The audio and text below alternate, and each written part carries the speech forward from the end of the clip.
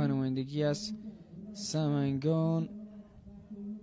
حالا الیاس در مسافه جیگ به جیگ در برابر حاجی اکبر پا به زمین بازی گذاشته. خود حاجی اکبر پهلوان برای بدخشان گساله را بلند کرده. فرصت برای حاجی اکبر تا امتیاز 4 کسب بشه. آیا گساله خط هست یا خیر؟ امتیاز 4، امتیاز 4 یار شماره 4 گساله را خط کرده.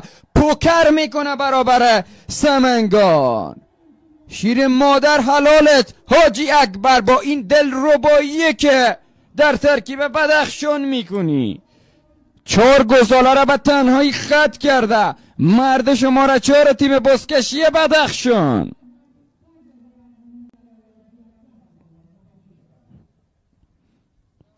صحنه تکرار باز هم مرور بکنیم. چه پهلوانی است، چه بازیکن با تجربه و میدان دیده است حاجی اکبر و نشان میده که چقدر خطرناک است در ترکیب تیم بزکشی بدخشان.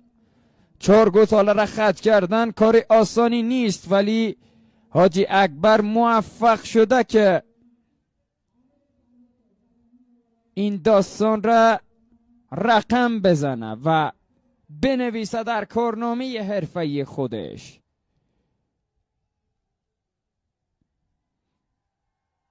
در چه شرایطی گساله را از دست نداد، خودش را رساند و تا آخرین نفس مبارزه کرد برای بدخشان.